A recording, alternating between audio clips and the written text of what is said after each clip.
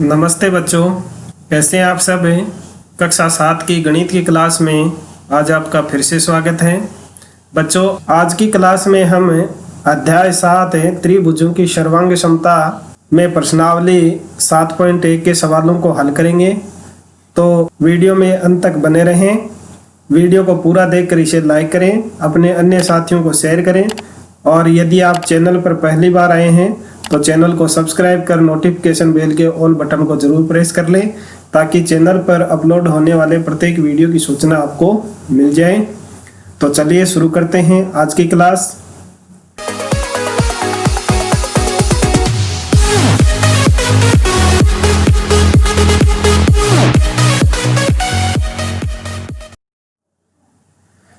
बच्चों, प्रश्नावली के सवालों को हल करने से पहले आपको त्रिभुजों की सर्वांग क्षमता से संबंधित कुछ महत्वपूर्ण तथ्य हैं, उनको याद करना है।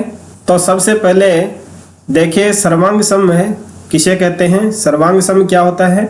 जब दो वस्तुएं आपस में बराबर हों तो वे सर्वांग सम होती हैं। सर्वांग सम का मतलब यानी दोनों वस्तुएं आपस में बराबर हों या एक वस्तु के ऊपर जब दूसरी वस्तु को रखा जाए तो वह उसको पूरी तरह से ढक ले तो वो सर्वांग सम कहलाता है। और सर्वांग क्षमता क्या होती है? दो वस्तुओं के सर्वांग सम होने के संबंध को हम कहते हैं सर्वांग क्षमता। यानी जब दो वस्तुएं आपस में सर्वांग सम हो और उनमें ये जो संबंध है उसको हम सर्वांग क्षमता कहते हैं। अब देखिए, रेखाखंडों की सर्वांग क्षमता किसे कहते हैं? यदि दो रेखाखंडों की लंबाई समान है यानी बराबर है तो वे आपस में सर्वांग सम होते हैं। जैसे एक रेखाखंड ये है और दूसरा रेखाखंड ये है, तो ये अगर 3 सेंटीमीटर का है और ये भी 3 सेंटीमीटर का है तो ये आपस में क्या है? सर्वांग सम है। और जब सर्वांग सम होंगे तो इनकी लंबाई है वह समान होगी। अब देखिए, कोणों की सर्वांग क्षमता। यदि दो कोणों की माप समान हो, जैसे एक कोण है ये 45 डिग्री का है और दूसरा कोण है ये भी 45 डिग्री का है, तो ये आपस में सर्वांग सम होते हैं और इनकी जो माप होती है वो समान होती है। यदि दो कोण सर्वांग सम है तो उनकी माप भी क्या होती है? समान होती है। तो ये थे कुछ महत्वपूर्ण तथ्य, इनको आपको याद रखना है। अब देखिए, त्रिभुजों की सर्वांग क्षमता। चूंकि हम इस अध्याय में त्रिभुजों की सर्वांग क्षमता है उसी का अध्ययन करेंगे, तो त्रिभुजों की सर्वांग क्षमता क्या होती है? देखिए, ये दो त्रिभुज हैं, एक का नाम हम दे देते हैं ABC और दूसरे का नाम दे देते हैं XYZ। अब देखिए, इन त्रिभुजों में अगर सर्वांग क्षमता गुण है तो क्या होता है? जैसे ये A कोण है तो इस A कोण के बराबर में हो जाएगा X कोण, और ये B कोण है इसके बराबर में हो जाएगी या Y कोण, और ये C कोण है इसके बराबर होगा ये Z कोण। अगर ये तीनों आपस में बराबर हैं, अगर किसी भी आकृति है उसमें अगर 3 अवयव आपस में समान हैं तो वे दोनों त्रिभुज भी सर्वांग सम होंगे। या फिर ये भुजा है AC भुजा, ये अक्ष Z भुजा के बराबर होगी, और ये BC भुजा है वो इस YZ भुजा के बराबर है, या AB भुजा है वो इस XY भुजा है उसके बराबर है, तो भी ये त्रिभुज हैं वो आपस में सर्वांग सम होते हैं। और किन्हीं भी आकृतियों को सर्वांग सम होने के लिए उसमें कम से कम 3 अवयव सर्वांग सम होना जरूरी है, तब वो आकृति है वो आपस में सर्वांग सम होगी। अब देखिए, प्रश्नावली के सवालों को हल करते हैं। प्रश्नावली 7.1 है, उसका पहला प्रश्न है, निम्न कथनों को पूरा कीजिए। ये जो 3 कथन दिए गए हैं ये अभी मैंने जो महत्वपूर्ण तथ्य बताए थे उन्हीं में से हैं। दो रेखाखंड सर्वांग सम होते हैं यदि उनकी लंबाई समान हो, उनकी लंबाइयां समान हो। यदि दो रेखाखंडों की लंबाई समान है तो वे आपस में क्या होते हैं? सर्वांग सम होते हैं। दूसरा है, इसमें दो सर्वांग सम कोणों में यदि एक की माप 70 है तो दूसरे की कोण भी क्या होगी? 70 अंश ही होगी। दूसरे का आंसर ये हो जाएगा। तीसरा है, जब हम कोण A बराबर कोण B लिखते हैं तो इसका वास्तविक अर्थ क्या होता है? तो इसका वास्तविक अर्थ होता है कि कोण A की माप है वो कोण B की माप है, ये दोनों की माप है वो भी बराबर होगी। यानी इस m का मतलब है मेजरमेंट यानी माप है। यानी कोण A और कोण B दोनों अगर बराबर हैं तो इनकी माप है वो भी समान होगी।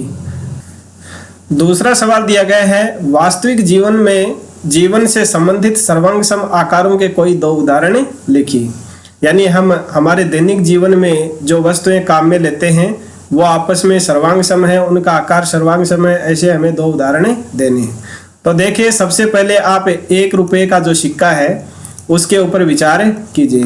1 रुपये का सिक्का और फिर दूसरा सिक्का है वो ले लीजिए, इसी 1 रुपये का ही दूसरा सिक्का, 1 रुपये का ही दूसरा सिक्का, ये दोनों आपस में क्या होते हैं सर्वांग सम होते हैं। जैसे एक सिक्का ये है, दूसरा सिक्का ये है, जब इस सिक्के को इस सिक्के के ऊपर रखेंगे तो ये इसको पूरा पूरा ढक लेगा, तो ये आपस में सर्वांग सम है। इसी तरह से आप कोई भी नोट ले सकते हैं, जैसे एक 10 रुपये का नोट है और एक दूसरा 10 रुपये का नोट है, ये भी आपस में क्या होते हैं सर्वांग सम होते हैं। इसी तरह से आप अन्य कोई भी सामान है वो ले सकते हैं, जैसे एक रोटी है, एक रोटी है या फिर एक दूसरी रोटी है। जब एक रोटी को आप दूसरी रोटी के ऊपर रखेंगे तो वो क्या हो जाएगी, एक रोटी दूसरी रोटी को पूरी पूरी ढक लेगी, तो ये भी आपस में सर्वांग सम होते हैं। इस तरह से आप कोई भी उदाहरण है यहाँ लिख सकते हैं। हमारे दैनिक जीवन में ऐसी बहुत सी चीज़ें हैं वो समान आकार की होती हैं। तो ये आपका 2 का सवाल। अब देखिए तीसरा सवाल। तीसरा सवाल है यदि सुमेलन ABC और FED के अंतर्गत त्रिभुज ABC सर्वांग सम है त्रिभुज FED के, तो त्रिभुज के सभी संगत सर्वांग सम भागों को लिखिए। देखिए यहाँ ये 2 त्रिभुज हैं, इसको हम नाम दे देते हैं A, B और ये C, और जो दूसरा त्रिभुज है उसको नाम दे देते हैं FED। ये 2 त्रिभुज हैं और ये आपस में क्या है सर्वांग सम है। तो अब इनके जो भी संगत है सर्वांग सम भाग हैं उनको हम लिख देते हैं। तो देखिए सबसे पहले हम लेते हैं दोनों त्रिभुजों के शीर्ष। तो शीर्ष है वो A है, उसके सर्वांग सम क्या है शीर्ष F है, और जो B शीर्ष है उसके सर्वांग सम है E, और जो C बिंदु है उसके सर्वांग सम होगा D। तो ये तीनों तो हो गए शीर्ष। अब देखिए इनके कोण लेते हैं, यानी ये दोनों आपस में सर्वांग सम है तो इनके कोण है वो भी समान होंगे। कोण A के सर्वांग सम होगा कोण F, और कोण B का सर्वांग सम कोण होगा कोण E, और कोण C का सर्वांग सम कोण होगा कोण D। तो ये 3 हो गए इनके सर्वांग सम कोण। अब देखिए भुजाएं, भुजा AB है उसके सर्वांग सम होगा भुजा FE, और BC भुजा है उसके सर्वांग सम होगी ED भुजा, और AC भुजा है उसके सर्वांग सम भुजा होगी इसमें FD। तो ये सभी भाग हैं। अगर ये दोनों त्रिभुज सर्वांग सम हैं तो ये सभी इसके जो भाग हैं वो सर्वांग सम होंगे। ये शीर्ष हो गए, ये कोण हो गई, और ये भुजाएं ये आपस में क्या है सर्वांग सम है। तो ये आपका तीसरा सवाल। अब देखिए चौथा सवाल।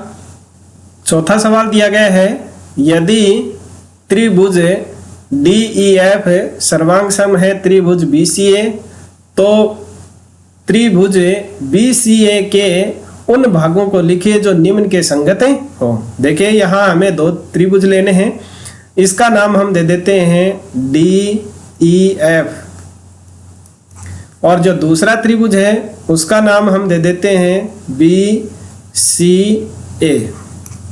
अब इन त्रिभुज ये दोनों त्रिभुज हैं वो सर्वांग सम हैं, तो जो नीचे दिए गए हैं इनके संगत जो भाग हैं उनको हमें लिखना है। सबसे पहले एक है, उसमें कोण ई दिया हुआ है, तो कोण ई के संगत कोण कौन सा होगा वो हमें बताना है। तो देखिए ई कोण ये है, तो इसके संगत है जो BCA कोण है उसमें होगा कोण C, कोण C, ये आंसर। और दूसरा दिया गया है भुजा EF, भुजा EF, इसके बराबर में होगी EF ये है, तो इसके बराबर में होगी भुजा CA, भुजा CA। आप इनकी आकृति बना करके त्रिभुजों की बाद में इस सवाल को हल करेंगे, तो ये सवाल हल करने में आपको बड़ी सुविधा होगी। कोण F है तीसरे में, तो कोण F के सर्वांग सम कोण कौन सा होगा, F है ये, तो इसके सर्वांग सम कोण होगा A, कोण A। और चौथा है उसमें दिया गया है भुजा DF, भुजा DF है, उसके बराबर में कौन सा होगा, DF भुजा ये है, तो इस भुजा के बराबर में यानी संगत भुजा ये होगी AB लिख दिए या BA लिख दीजिए, कोई भी आप लिख दीजिए AB या BA। तो ये हो जाएगा आपका चौथा सवाल। तो बच्चों इसी के साथ में आज की प्रश्नावली है वो समाप्त होती है। यदि ये वीडियो आपको पसंद आया है तो इसे लाइक कीजिए, अपने अन्य साथियों को शेयर कीजिए, तथा चैनल पर यदि आप पहली बार आए हैं तो चैनल को सब्सक्राइब करना ना भूलें। बने रहें SRT tech and YouTube channel पर, इसी तरह से देखते रहें और सीखते रहें। मिलते हैं अगली प्रश्नावली के सवालों को लेकर के नेक्स्ट वीडियो में। Thank you.